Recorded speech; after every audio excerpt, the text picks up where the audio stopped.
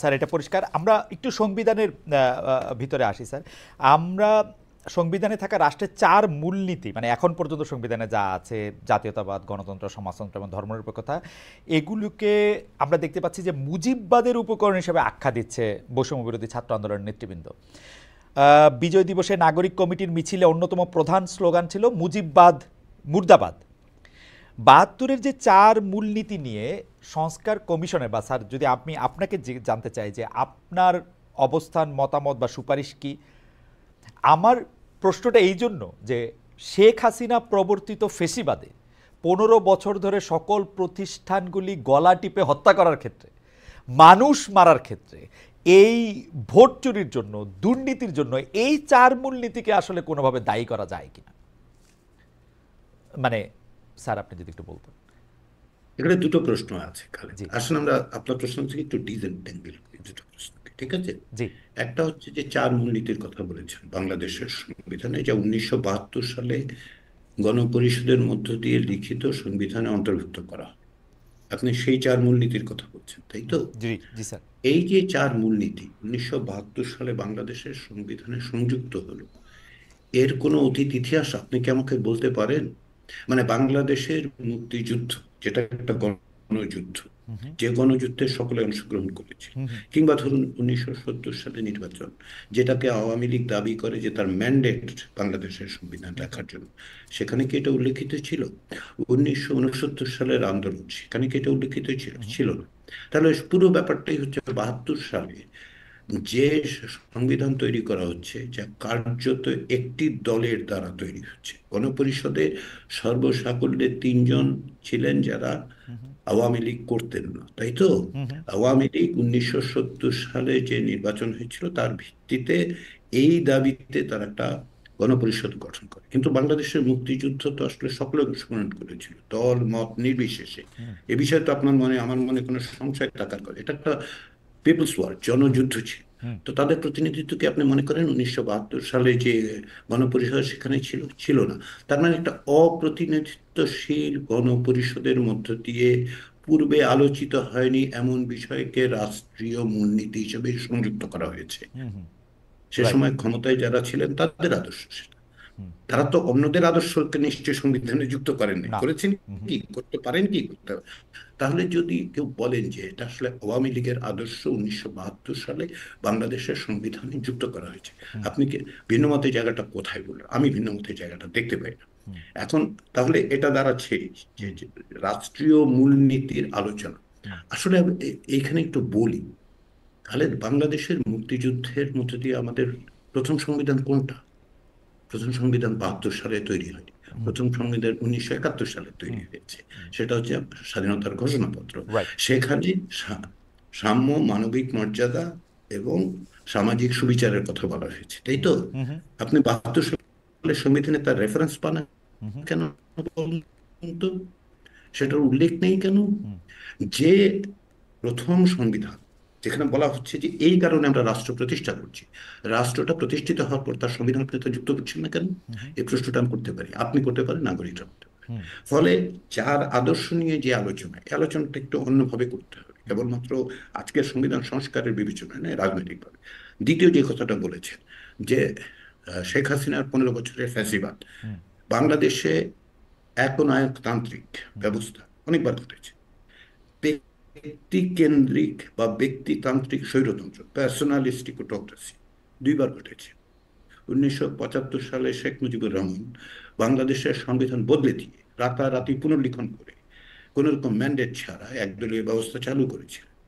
এটা বাংলাদেশের সংবিধানের পুনর্লিখন। তাহলে এইটা, এবং তারই পরবর্তী সময় সেই একই দল যার নাম বাংলাদেশ আওয়ামী লীগ, যার হুম সভানেত্রী ছিলেন শেখ হাসিনা, তারা যখন ক্ষমতায় আসেন ২০০৯ সালে, তারা একই ব্যবস্থা নিলেন। আদর্শের মিলটা বুঝতে পারছেন তো? হুম হুম কানেকশনটা কি বুঝতে পারছি আমরা? হুম হুম আসলে যদি বুঝতে অসুবিধা হয় আমি সাহায্য করতে পারি আপনাদেরকে। সেটা হচ্ছে একটি রাজনৈতিক দলের আদর্শ হচ্ছে ব্যক্তিতান্ত্রিক স্বৈরতন্ত্র প্রতিষ্ঠা করা। তার জন্য তারা সংবিধান বদলে দেন, পুনর্লিখন করেন। ১৯৭৫ সালের জানুয়ারি মাসে হুম। বাংলাদেশের সংবিধান পুনর্লিখিত হয়েছিল। পুনর্লিখিত হয়েছে, কথাটা আমি আবার বলি। রাইট। কারণ হচ্ছে আপনি ১৯৭২ সালের প্রণীত সংবিধান এবং ৭৫ সালের জানুয়ারি মাসের পরের সংবিধানে এক সংবিধান নয়। জি স্যার। একেবারে এক সংবিধান নয়। মর্মবস্তুর দিক থেকে, কাঠামোর দিক থেকে রাষ্ট্র বদলে দেওয়া সংবিধান। একই ঘটনা ঘটেছে আপনার 2011 সালে পঞ্চদশ সংশোধনী নীতি। তাহলে একটি কানেকশনটা বুঝতে পারছেন কি? জি স্যার। কেন এই ফ্যাসিবাদ, এই ফ্যাসিবাদের কথা আপনি বলছেন, সেটা যে আদর্শ দিয়ে পরিচালিত হয়, সেই আদর্শ 72 থেকে 75-এ ছিল, সেই আদর্শ আজকেও ছিল। ফলে কানেকশনটা হচ্ছে এই জায়গায়। আদর্শিক ভাবেই আওয়ামী লীগের এই অবস্থানটা আছে। স্যার এই এই জায়গায় হচ্ছে প্রতিষ্ঠান মানুষের বিষয়। স্যার আমি আমি শুধু দুইটা জিনিস পরিষ্কার হওয়ার জন্য, একটা হচ্ছে যে সাম্য মানবিক মর্যাদা বা সামাজিক ন্যায়, মানবিক মানবিক মর্যাদা এবং মানে ন্যায় বিচারের কথা যেটা বলা হয়েছে, সামাজিক ন্যায়, সামাজিক সুবিচার। সামাজিক সুবিচারের কথা যেটা বলা হয়েছে, সরি সামাজিক সুবিচারের কথা যেটা বলা হয়েছে, সেইটার থেকে যে চারটা মূলনীতি নেওয়া হয়েছে, গণতন্ত্র, জাতীয়তাবাদ, সমাজতন্ত্র, ধর্মনিরপেক্ষতা, এগুলি তো আওয়ামী লীগের ম্যানিফেস্টোতেও ছিল না। আর আমরা কেন, বা এগুলি তো আওয়ামী লীগেরও মূলনীতি না, তো আমরা কেন বলতেছি যে আওয়ামী লীগ তার মূলনীতিটাকে সংবিধানে অনুবাদ করছে? এটা হচ্ছে প্রশ্ন নাম্বার 1। আর প্রশ্ন নাম্বার 2 আচ্ছা, হচ্ছে, তাহলে উত্তরটা দিয়ে নিই, জি জি আমাদের স্যার, জি বুঝতে স্যার, সুবিধা জি হবে। স্যার বলেন স্যার। আপনার কি মনে হয় যে 1972 সালে আওয়ামী লীগ যে সংবিধানটা লিখেছিল, সেই সংবিধানে সে অন্য কারো আদর্শ ওখানে যুক্ত করে দিয়েছিল? অন্য কেউ আপনার কি কি, মনে হয়? অন্য কেউ কি সে সময় ছিল স্যার? মানে গণপরিষদের মানে মধ্যে এটা এক কি সুরত সম্ভব সেনগুপ্ত। যে আওয়ামী লীগ তার সংখ্যাগরিষ্ঠতা নিয়ে, না খালেদ আমার কথাটা শুনুন। স্যার, হ্যাঁ, স্যার, বলুন বলুন, আবার শুনি একটু। না স্যার, এটা হচ্ছে যে অন্য কেউ বলতে তো এক সুরত সেনগুপ্ত, গণপরিষদের কথা যদি আমরা ধরি। হ্যাঁ, না, তিনজন ছিল, তিনজন হ্যাঁ ছিল। তিনজন, ওই মানে হ্যাঁ গণপরিষদে হ্যাঁ আওয়ামী লীগের বাইরে তিনজন ছিল। হ্যাঁ। এবং সরঞ্জিৎ সেনগুপ্ত কিন্তু সংবিধানে স্বাক্ষর করেননি, এটাও আমাদের মনে রাখতে হবে। জি তিনি বলেছিলেন যে এটা তিনি স্বাক্ষর করবেন না, করেনি 72-এর সংবিধানে। কিন্তু প্রশ্নটা সেখানে নয়। প্রশ্নটা হচ্ছে যে আপনি যে বললেন যে, এবং অনেকেই বলেন, মানে আপনি বলছেন বলে আমি প্রশ্নটার উত্তর দেওয়ার সুযোগ পাচ্ছি, সেটা হচ্ছে যে 72 সালের সংবিধানে এটা এটা তো আওয়ামী লীগের আদর্শ ছিল। তো আওয়ামী লীগের আদর্শ ছিল না, সেটাই তো আমি বলছি। যে আপনি 1970 সালের ম্যান্ডেটকে বিবেচনা করছেন আপনার সংবিধান লেখার, কিন্তু সেখানে আপনি আমাকে বলেন নাই যে আসলে এই এই জিনিস আমি করব। বরঞ্চ 71 সালে গণযুদ্ধের সময় আমরা চুক্তি করেছি, এটা সামাজিক চুক্তি। সামাজিক চুক্তিটা কি? যে সাম্য, মানবিক মর্যাদা এবং সামাজিক সুবিচার সুবিচার, নিশ্চিত করে, এই জন্য আমি রাষ্ট্র প্রতিষ্ঠা করছি। রাইট। তারপর আপনি হঠাৎ করে 72 সালে এসে আপনাদের মনে হলো যে না, আরো চারটা জিনিস আমাদের কোথাও থেকে আবিষ্কার করতে হবে, ওই তিনটা আমরা ফেলে দিচ্ছি। ফেলে দিচ্ছি কথাটা আমি বললাম এই কারণে, আপনি বাংলাদেশের সংবিধানটা 72 সালের সংবিধান নিয়ে দেখুন, ওখানে উল্লেখ নেই। না বাংলাদেশের এটা প্রথম একদমই, সংবিধানের প্রতিশ্রুতিকে এটা এটা একদমই ঠিক কথা অস্বীকার বলছেন। করা হয়েছে। কিন্তু স্যার সাম্য তাহলে মানবিক, আসুন, সাম্য তাহলে মানবিক মর্যাদার সুবিচার, সামাজিক সুবিচার তো ধর্মনিরপেক্ষতা, জাতীয়তাবাদ, গণতন্ত্র, সমাজতন্ত্রের সাথে সাংঘর্ষিক না। দুটো তো একটা তো এন্টিথিসিস সাংঘর্ষিক না। হওয়ার প্রয়োজন নেই তো।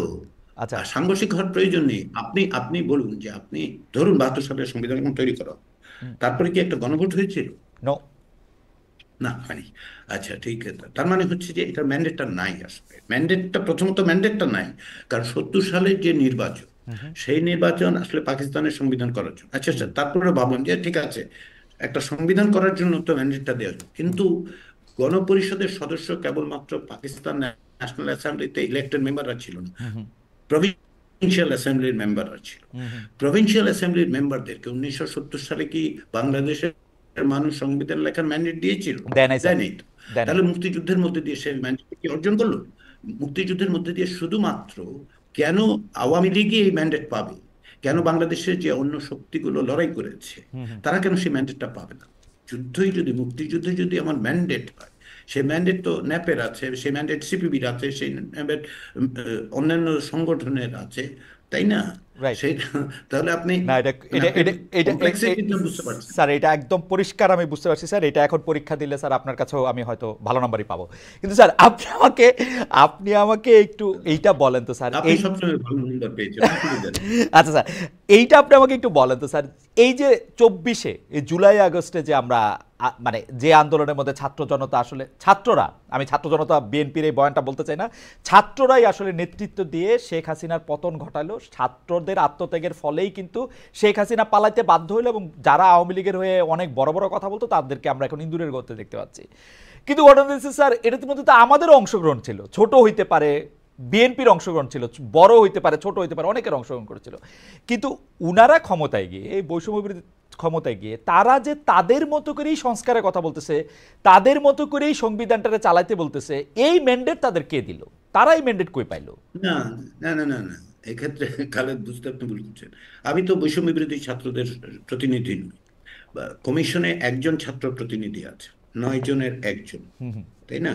হুম হুম মানে যদি 10 জন হইতো তাহলে ইজিলি বলতে পারতো, অঙ্কটা সহজে 10%। রাইট তো এখনো তো 11%, রাইট তাই তো? হুম হুম শুধু 11%। হুম আমি যে সংখ্যাগুলি বললাম না, হুম প্রায় 1 লাখের মতো লোক এসে করেছে। এরা কি হুম আহ, সবাই কি বৈষম্য বিরোধী ছাত্র আন্দোলনে যুক্ত? তারা বলছেন যে সংস্কারটা কিরকম করে হবে, কি ধরনের সংস্কার তারা, সংবিধানের বিষয়টা আমি বলতে পারি। আমাদের কাছে যারা কথা বলতে হুম এসছে যে প্রতিষ্ঠানগুলোর থেকে, আমরা তো সিভিল সোসাইটি অর্গানাইজেশনদের ডেকেছি, হুম তারা এসছেন, বলেছেন। ফলে যেটা হয়েছে, ওই যে আপনি বলছেন যে তারা নির্দেশ দিচ্ছে, হুম আমার কাছে এরকম কোনো নির্দেশ আমি পাই নাই। হুম আমি জানি না আপনি কোথা থেকে পেয়েছেন যে তারা তাদের মতো করে সংস্কার হবে। সংবিধান সংস্কারের ক্ষেত্রে সংবিধান সংস্কার কমিশনের যে ম্যান্ডেট হুম হুম বা আপনি প্রজ্ঞাপন অনুযায়ী আমাদের টার্মস অফ রেফারেন্স, হুম হুম, মানে লিগালিস্টিক্যালি স্পিকিং, জি টার্মস অফ রেফারেন্সটা হচ্ছে খুব সিম্পল। 1 নাম্বার হচ্ছে বাংলাদেশের বিদ্যমান সংবিধান পর্যালোচনা করা, যা করতে গিয়ে আমরা, খালিদ, আমরা 121টি সংবিধান পর্যালোচনা করেছি। হুম আমাদের গবেষকরা, আমাদের কমিশন সদস্যরা, আমি নিজে, হুম হুম বাংলাদেশও 121টি সংবিধানের সঙ্গে তুলনা করা হয়েছে দেখার জন্য। হুম হুম যেমন ধরুন, কি কি বিষয় দেখেছি, বাইক্যামেরাল পার্লামেন্ট আছে হুম কিনা, কারণ অনেকেই বাইক্যামেরাল পার্লামেন্টের কথা হুম বলেছে। হুম এই যে বিশেষ ব্যক্তির প্রতিকৃতি অফিসে স্থাপন করার বিষয় সংবিধানে যুক্ত করা হয়েছিল, হুম এটা পৃথিবীর আর কোথাও আছে কিনা সেটাও আমরা খুঁজে দেখার চেষ্টা হুম করেছি। বুঝতে পেরেছেন? তাহলে আমাদের কাজ হচ্ছে পর্যালোচনা করা, আমরা করে তার, এবং পর্যালোচনা তো কেবলমাত্র আপনার একটা কাজ, মানে একটা বই পর্যালোচনার মতন তো নয়, হুম একটা সংবিধান একটা জাতির দলিল, হুম সেটা তৈরি হয় তার ইতিহাসের মধ্য দিয়ে। হুম সেই ঐতিহাসিক পটভূমিকাটা আমাদের বুঝতে হয়েছে, সেটা পর্যালোচনা করেছি। এর পরের অংশটা হচ্ছে আমাদের যেটা, সেটা হচ্ছে যে আমরা কিছু সুপারিশ দেব। হুম হুম হ্যাঁ, আমরা সুপারিশ দেবো, আমাদের ম্যান্ডেটের বাইরে কিছু নাই। হুম তো সুপারিশটা কি আমরা নিজেরা 9 জন বসে তৈরি করছি? হুম হুম এর মধ্যে একজন ছাত্র সদস্য কি আমাদেরকে বলে দিচ্ছেন? না, তা তো হচ্ছে